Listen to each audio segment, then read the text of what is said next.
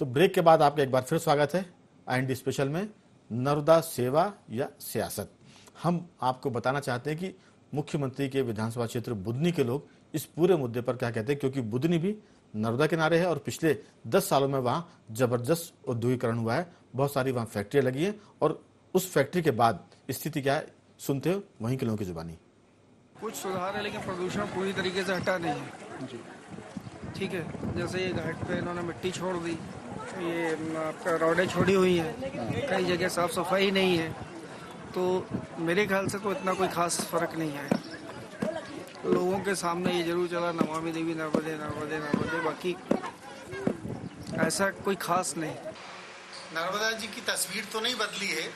अगर जो पैसा जो खर्च कर रहे हैं सेवा यात्रा में, अमरकंटक से लेकर इधर अपने नीचे जो भी यहाँ तक यात्रा इन्हें शुरू की थी, वो पूरा पैसा अगर क्षेत्र के विकास के लिए रखता या नर्मदा जी की सफाई के लिए रखता तो निश्चित रूप से कुछ उसमें नर्मदा जी की सेवा उनकी दिखती। यात्रा का आयोजन किया है वो सार्थक होते नहीं दिख रहा है।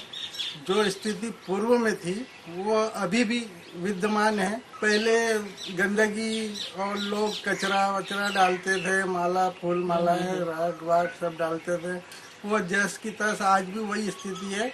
उन्होंने लाखों रुपए जो खर्च किए वो सिर्फ कागजों में ही दिखाए गए और स्थिति वहीं की वहीं है। तो कुल मिला के हमने देखा कि पुनासा और बुदनी के लोग क्या सोचते हैं, लेकिन हमारे साथ एक दर्शक जुड़ गए हैं बड़वानी के बलराम यादव। बलराम जी, क्या कहना है आपका इस मामले में?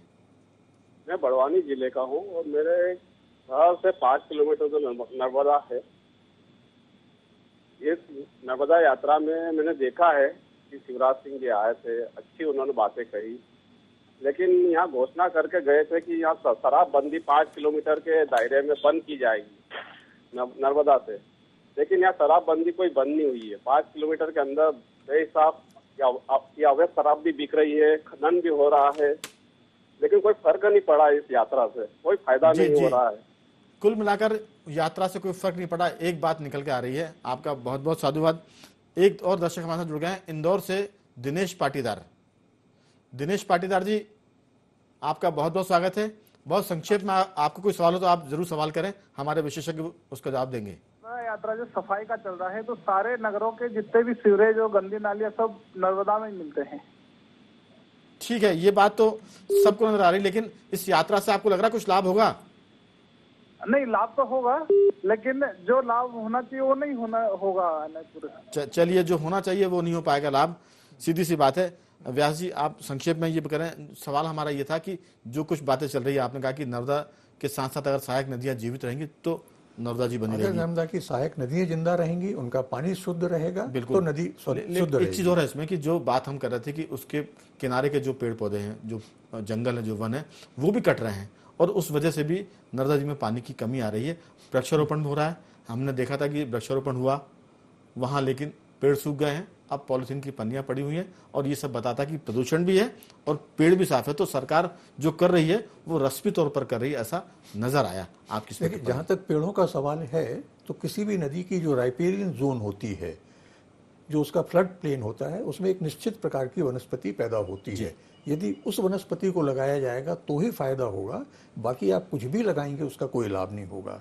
दूसरी चीज, अगर घाटी के दोनों किनारों पे आप वृक्षारोपण करेंगे और वहाँ पे पानी रोकने का इंतजाम करेंगे तभी जाके नदी जिंदा होगी। अगर नदी के किनारे किनारे आप कुछ करते हैं तो उसका कोई लाभ नहीं होना है। लेकिन क्या ये काम सरकार के जरिए होगा या जनता के जरिए? मैं इस पूरे मुद्दे को, इस पूरी यात्रा को एक अलग दृष्टिकोण से देखता हूँ। ये एक बहुत बड़ा अभियान था, जिस अभियान ने लोगों की अपेक्षाएं जागृत की, लोगों के विचारों को, दिमाग को खोला, और इसके फायदे भी हो सकते हैं, इसके नुकसान भी हो सकते हैं। इसके राजनीतिक फायदे, चलिए, इसके फायदे नुकसान दोनों हो सकते हैं। लेकिन हमारे साथ जुड़ गए हैं छतरपुर से डॉक्टर दिलीप मिश्रा। दिलीप जी, कोई आपका सवाल है तो जरूर करें। सर, मेरा सवाल नहीं, एक सुझाव है कि जितने कार्यकर्ता नर्मदा सेवा यात्रा का दिखावा कर रहे हैं, अगर वो एक वृक्ष भी लगाते हैं अपने जीवन में तो हमारे पर्यावरण को बहुत लाभ होगा। चलिए, बहुत बहुत धन्यवाद। आपका सुझाव बहुत सकारात्मक है, सुनने वाले इसका अगर अनुकरण करेंगे तो लाभ होगा। दिनेश जी, जो कुछ बात सामने निकल कर आई है, सरकार अपना गवर्नेंस का जो काम होता है, जिसे कहते हैं कि इकबाल का जो काम होता है, वो कर पा रही है इस पूरे मामले में या नहीं। यात्रा को लेकर हम कोई सवाल नहीं कर रहे हैं, लेकिन उसकी सफलता पर लोग जरूर बात कर रहे हैं। आपकी इसमें राय? इकबाल का तो इसमें कोई सवाल ही नहीं है। आप देखिए, पूरी यात्रा में आपको सरकार एक मुख्यमंत्री के तौर पर नजर आ रही है। कोई उनकी एजेंसी तो कहीं दिख नहीं रही कि अधिकारी गए हैं, उन्होंने वहाँ की चीज़ों को समझाया जहाँ जहाँ यात्रा गई है। उन्होंने एक कोई नोट बनाया है, सरकार को रिपोर्ट बना के दी कि मुख्यमंत्री जी ने अमरकंटक से शुरू की थी, तो अमरकंटक के 5 किलोमीटर तो नर्मदा ठीक थी, लेकिन उसके आगे जो है नर्मदा का जो है घटाव होने लगा या प्रॉब्लम होने लगी। तो इन्होंने कोई स्टडी करके, आप यात्रा कर रहे हैं, इतने सारे अमले जा रहे हैं, अधिकारी जा रहे हैं, वो केवल उसके लिए जा रहे हैं कि जो है जंका मंका हो, थोड़ा सा राजनीतिक हाँ राजनीतिक कांड हो। एक बात है कि जो उद्गम स्थल है उसी की जब पानी का परीक्षण हुआ था तो बताते कि वहां भी प्रदूषण आ गया है। ये उद्गम स्थल के पास की बात है। ये तो मंडला में लोग बताते कि खुद मुख्यमंत्री नर्मदा नदी की स्थिति को देखकर परेशान हो गए थे और उसी के बाद बताते कि ये फैसला किया कि मैं यात्रा निकालूंगा। जी नहीं, देखिए, प्रदूषण जो है, प्रदूषण तो आएगा। आप जिस तरह से हमारे आबादी का दबाव बढ़ा है और आपने जो व्यवस्थाएं सरकारों को जो करनी चाहिए, केवल नर्मदा की यात्रा करके या ये उसकी बात करके आप नहीं कर सकते। आप जो चाहे टॉयलेट हो या बहुत सारी इंडस्ट्रीज हमको कहाँ लगाना है, कितने एरिया में लगाना है, आपने शराब की दुकानें 5 किलोमीटर या उसे 500 मीटर के दायरे में बंद कर दी, तो उससे क्या फर्क पड़ेगा? शराब से कोई पॉल्यूशन हो रहा है कि वहाँ कुछ नहीं हो रहा। लेकिन दिनेश जी, बंद तो बहुत सी चीजें होती है, वो बंद होती कहाँ है? आपने रेत खनन बंद किया, जैसे वो बता रहे थे दर्शक कि वो रात में वो नाले के किनारे जेसीबी को छुपा देते हैं और दिन में छुपा देते हैं और रात को उसको निकालते हैं। गंभीर विषय है राघवेंद्र जी। वो पॉकलाइन जो मशीन है वो तलहटी तक डालते हैं उसको। वो जो पनडुब्बी भी अब आने लगी हैं, वो जो व्यास जी ने जिक्र किया था कि हमें किस लेवल से किस लेयर की रेत निकालनी है, वो तो तलहटी में जाके निकाल रहे हैं। और दूसरी तरफ आप देखेंगे जो खेत में, किसानों के खेत में जो रेत जमा हो जाती है उसकी परमिशन नहीं देती सरकार कि आप हटा लीजिए। तो खेती पे वो अलग फर्क पड़ रहा है। जिसको हटाना चाहिए, जिसके लिए ये नियम है कि इस लेयर को आपको हटाना है, वो नहीं हटाने देते वो। लेकिन आप पॉकलाइन वहां पहुंच कैसे गई, जो है वहां पनडुब्बी पहुंच कैसे गई? अभी आया कि हरदा में कमल पटेल जो पूर्व मंत्री है, उन्होंने पकड़ी मशीनें। अरे 28 रोड बना दिए उसमें। आप देखिए तो उसमें एक नर्मदा नदी पर उन्होंने जो कच्ची एक रोड उसको पूर के 28 बना दिए ताकि हम अंदर तक जा सकें नर्मदा नदी के। भाई इतना डरावना दृश्य था वो देखने के लिए। जो नर्मदा पट्टी पर रहते हैं, जो लोग वहाँ, जिनकी आस्था है, क्योंकि हमारे यहाँ तो कई तरह की विचारधारा के लोग हैं। कई लोग उसे नदी मानते हैं, कई लोग उसे माँ मानते हैं या धार्मिक निष्ठा से देखते हैं, कई तरह के लोग हैं। लेकिन अधिकारी जो लोग हैं, जो हिंदू संस्कृति को कितना मानते हैं, अंग्रेजियत के काफ़ी करीब होते हैं, उनके लिए हो सकता है ये कोई इंटरटेनमेंट का जरिया हो। नदी के किनारे जाएंगे, होटल बनाएंगे, वहाँ रहेंगे, पिकनिक करेंगे, जैसे वो कर सकते हैं। लेकिन सवाल ये कि विदेशों में तो कोई धर्म नहीं नदी को लेकर, लेकिन वहाँ के लोग भी जब उसको बचा के चलते हैं। लेकिन यहाँ फोकस ही टूरिज्म और इस तरह की चीज है, उसको कमर्शलाइज करने का है कि नदी को हम कमर्शलाइज कैसे करें। नदी के संरक्षण की बात नहीं है। व्यवसायीकरण हो गया, आज रेत बिक रही है, कल घाट बिक सकते हैं, ये भी हो सकता है। लेकिन हम बता दें कि हमारे साथ सिवनी से एक दर्शक जुड़ गए हैं, पूछ लेते हैं कि उनके क्या सवाल हैं।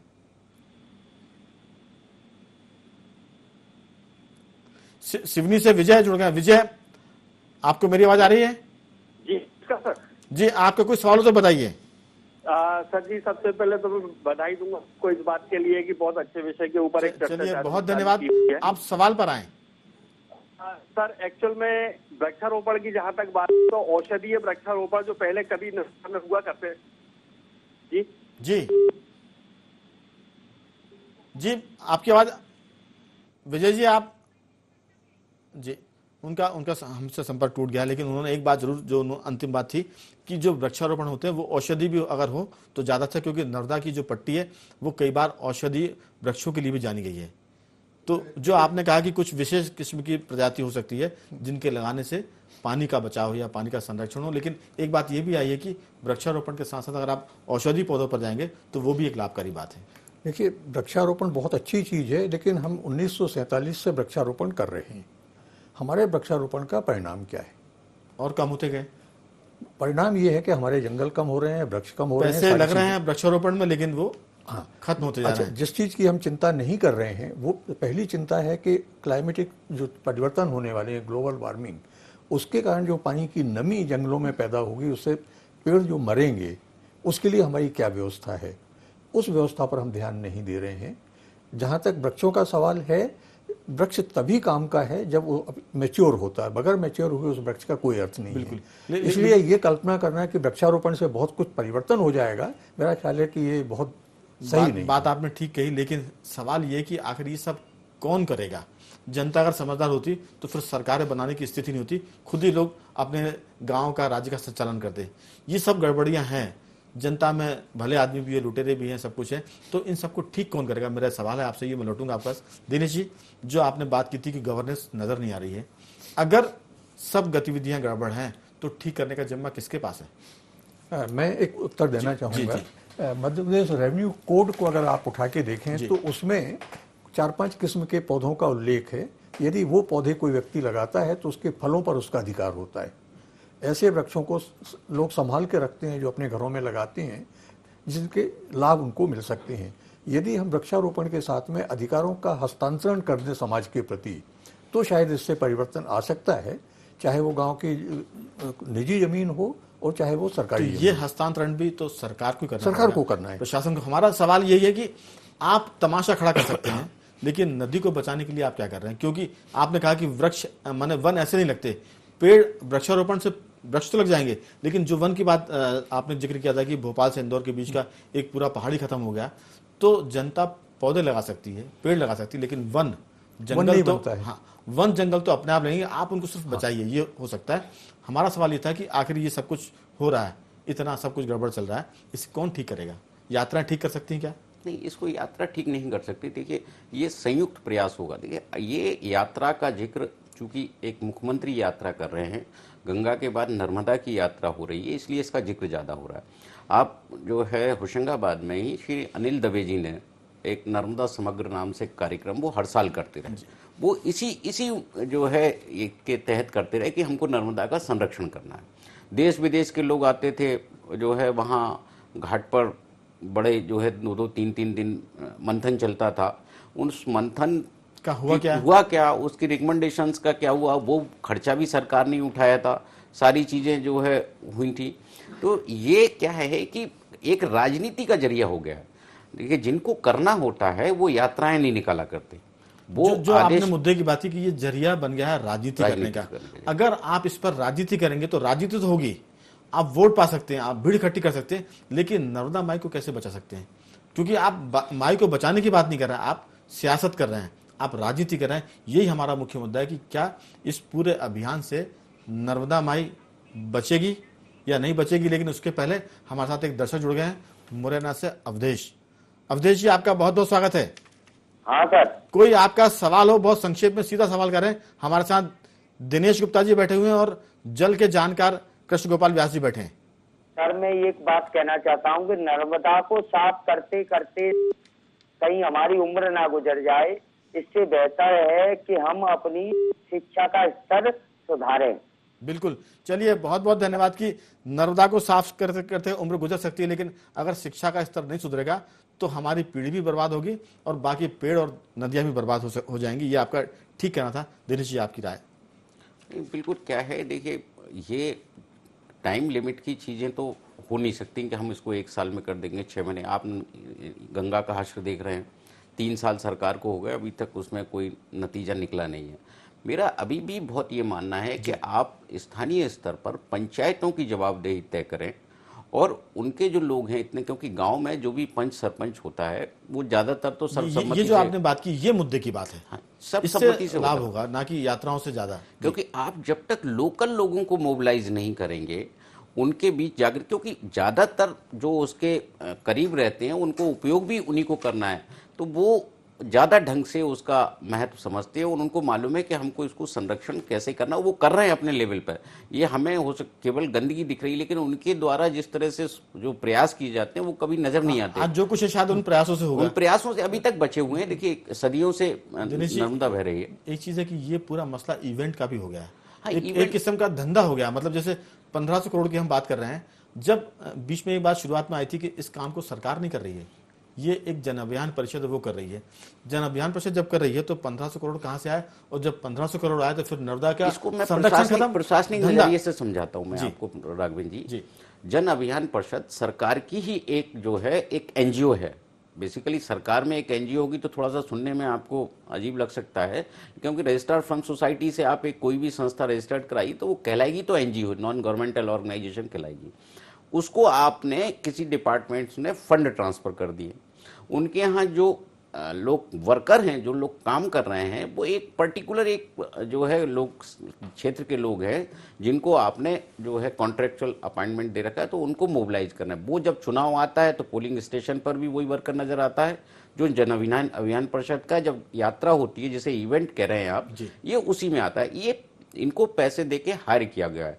तो सरकार के जो बेसिकली इससे सीएजी वगैरह के विवाद से बचने के लिए हमने उसको फंड डाइवर्ट कर दिया जन अभियान परिषद में, जिसका ऑडिट नहीं होगा। ऑडिट तो होगा लेकिन सीएजी नहीं करेगा, एक सीए कर देगा और एक सर्टिफाई कर देगा, जो पैसा आया था वो हो गया था। एक नया तरह का जो है पैसे का दुरुपयोग करने का जो सिस्टम जनरेट हुआ है वो ज्यादा खतरनाक है।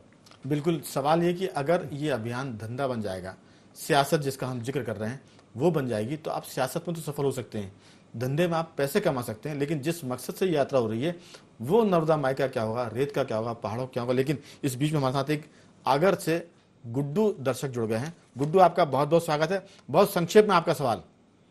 जी जी नमस्कार जी। मैं ये पूछ रहा हूँ कि जो नर्मदा सफाई यात्रा चला रहे हैं, इसमें कौन से विशेषज्ञों से राय ली गई, कहाँ से बुलाए गए? क्या नर्मदा यात्रा ये धार्मिक यात्रा ये केवल सियासत कर रहे हैं? यदि इनको सफाई ही करना होती तो कोई विशेषज्ञ लाते, कोई ट्रीटमेंट प्लांट लगाते या क्या करते?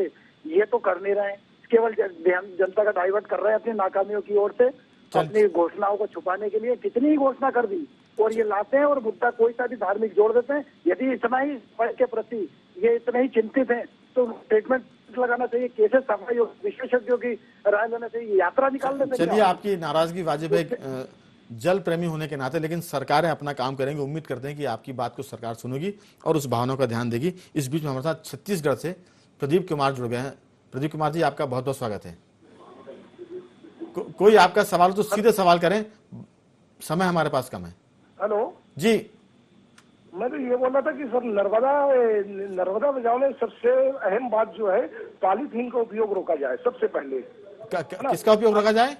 हेलो, हाँ जी, पॉलीथीन का उपयोग सबसे पहले पॉलीथीन ठीक है, प्लास्टिक की जो पन्नियां कहते हैं। चलिए जी, आपका बहुत बहुत धन्यवाद। एक चीज और निकल कर आई है, लोग बातें जो कर रहे हैं उसमें बहुत मुद्दे की बात भी, जैसे आपने कहा कि इवेंट हो सकता है धंधा हो जाए, लेकिन नर्मदा जी के लिए क्या करें इसका कोई सवाल नहीं है। जो अभी बात हुई कि अगर बचाना है तो पॉलीथीन को भी आप उसका इस्तेमाल बंद करें, क्योंकि वो नर्मदा जी में जाकर नीचे बैठ जाते हैं और वो उसकी जो पानी की झील होती है उसको रोकने का भी काम कर रहे हैं। दिनेश जी, पॉलीथीन को लेके देखिए, अभी सरकार ने एक निर्णय लिया है कि हमें पॉलीथीन 15 कल से बंद हो रही है। हाँ, कल से शुरू हो रहा है कि पॉलीथीन जो है उस पर हम प्रतिबंध लगा देंगे। ऐसे बहुत सारे प्रयोग करने की जरूरत है। एनजीटी में सरकार ने एक 4000 करोड़ रुपए का प्लान पेश किया था कि हम इसको नर्मदा को बचाने के लिए करने, लेकिन प्लान का अभी तक कोई इम्प्लीमेंटेशन स्टार्ट नहीं हुआ। जो भी पॉल्यूशन हो रहा है, जो सारी चीज़ें हो रही है, एक जो है नेशनल जो ग्रीन ट्रिब्यूनल है सरकार ने जो बनाई हुई है, भारत सरकार ने, और जो है संसद के कानून से बना हुआ है, जिसका काम ही ये सारी चीज़ें देखना है, वो कई आदेश निर्देश सरकार को दे चुका है। जब इम्प्लीमेंट करने वाली एजेंसी को पता है कि हमको ये नहीं करना है, तो आप कोई भी आदेश दे दे, सुप्रीम कोर्ट दे दे, आपने एक कोर्ट ने एक मुद्दा हमारा ये कि आदेश का पालन कौन कराएगा? एनजीटी भी बोलेगी तो कौन कराएगा? एक और सवाल राघवन जी कि यदि हमने जीवित मनुष्य के समान उनको अधिकार दे दिए तो उससे फर्क क्या आएगा? मुझे ये बताइए कि मैंने एक दर्जा दे दिया, इससे आप मुझे सरकार समझा दे, आप समझा दे कि इससे ये फर्क आ जाएगा। वो तो चिल्ला चिल्ला के कह रही है मेरे साथ ऐसा हो रहा है, और जो दूसरों के पाप धोती है, क्या ये यात्रा से जो प्रदूषण फैला रहे हैं या उत्खनन कर रहे हैं उनके पाप धुल जाएंगे क्या? बिल्कुल, उसका काम ही पाप धोना है। वो तो जीवित है। वो मुद्दे की बात है कि इससे होने वाला क्या है, क्योंकि आप कुछ भी जुमला उछाल दें, जीवित कर दें, नृत्य कर दें, लेकिन उसके बाद आप कर क्या रहे हैं? लेकिन इसी बीच हमारे साथ उज्जैन से एक दर्शक जुड़े हैं, पदम कुमार। पदम जी, आपका स्वागत है। सवाल बहुत संक्षेप में। जी सर। हेलो जी, सवाल करिए। सर जी नमस्कार सर जी। सर मैं ये चाहता हूँ कि मतलब ये नर्मदा सफाई के लिए अलग से अमला मतलब इसमें नियुक्त कर दिया जाए ताकि उसका यही काम रहे। बिल्कुल ठीक है। चलिए आपका भी जो सुझाव है वो सरकार के सिर माथे होगा, क्योंकि वो यही काम कर रहे हैं कि अमले की तो बात हो रही है, पूरा अमला भी तो यात्रा में लगा हुआ है। दिनेश जी, जो अमले की बात अभी सामने आई, किसी ने पॉलिथीन की बात की, किसी ने वृक्षारोपण की बात की है, आपने कहा कि सब कुछ आप करो, लेकिन कराने वाला कौन है? अगर कराने वाले कोई नहीं हो तो आप बहुत सी चीजें कर दीजिए। मैं आपको एक साल पीछे ले जाता हूँ जी। जब सिंहस्थ आया तो आपने क्षिप्रा नदी और नर्मदा के मिलन की पूरी देशव्यापी राष्ट्रीय अंतर्राष्ट्रीय पब्लिसिटी, उसमें हजारों करोड़ रुपए आपने खर्च किए। सिंपल आपने एक पाइपलाइन डाली और आपने नदी जोड़ दी, बोले नदी जोड़ दिया। जो अटल बिहारी वाजपेयी जी का जो सपना था नदी जोड़ने का, वो जीआई पाइप डाल के जोड़ने का नहीं था, वो उनका एक अलग प्लानिंग था। भारत सरकार जो कर रही है, अब आप क्या है, सिंहस्थ खत्म हो गया, वो पता नहीं क्या हुआ उसका। तो ये जो धार्मिक भाव धार्मिक भावना है, देखिए नॉन सीरियस एफर्ट तो है ही। वो सरकार हमेशा राजनीति करे, ये गंभीर विषय है। सरकार को बिल्कुल 24 घंटे 365 दिन राजनीति के मोड में नहीं होना चाहिए। हमारी जहां जो आवश्यकता है, हर विषय राजनीति का विषय नहीं हो सकता। कि क्षिप्रा और नर्मदा को आपने जोड़ दिया तो उस पर राजनीति की। आज क्षिप्रा और नर्मदा की बात कौन कर रहा है? कोई नहीं कर रहा। कैन बेतवा की बात करते हैं आप, बहुत सारी बातें आप करते हैं, लेकिन जो है आप केवल पब्लिसिटी करके एक एक स्टेप बाय स्टेप आप उसको छोड़ते भी जाते हैं। मुद्दे की बात यह कि हमेशा आप राजनीति नहीं कर सकते। जब आप सरकार में तो फिर आपको काम करना पड़ेगा। समय हमारे पास बहुत कम बचा है, 1 मिनट का वक्त बचा। व्यास जी, आपकी बहुत संक्षेप में टिप्पणी, क्या सरकारों को राजनीति करने का हक है? करें, लेकिन कभी तो वो काम भी करें। आपकी राय? दिनेश जी ने जो कहा था कि काम कौन करेगा, काम सही होना चाहिए, तरीके से होना चाहिए, वैज्ञानिक होना चाहिए और परिणामदायी होना चाहिए। बिल्कुल, ये बहुत महत्वपूर्ण है। अगर ये हम करते हैं तो वही इसकी सार्थकता होगी। हम राजनीति से दूर हट करके भी नर्मदा के बारे में सोचें, नदियों के बारे में सोचें और ये कल्पना करें कि अगर नदी जिंदा हो जाती हैं तो हमारा जल संकट दूर हो जाएगा, हमारे कुएं जिंदा हो जाएंगे, हमारे तालाब जिंदे हो जाएंगे, हमें टैंकर से पानी की समस्या का हल नहीं खोजना होगा। बिल्कुल। तो हम ये बता दें कि जो सरकारें कहती है कितना अच्छा हो कि वो सच में हो जाए। अगर सच में हो जाएगा तो फिर तो समस्या नहीं बचेगी। लेकिन अभी मामले सब जुमलों में हैं, अभियानों में हैं, सेवा यात्राओं में हैं और कहीं ना कहीं इस पर लोग इंतजार कर रहे हैं अमल करने का। हम जा रहे हैं छोटे से ब्रेक पर, ये चर्चा रहेगी जारी। आप बने रहिए हमारे साथ।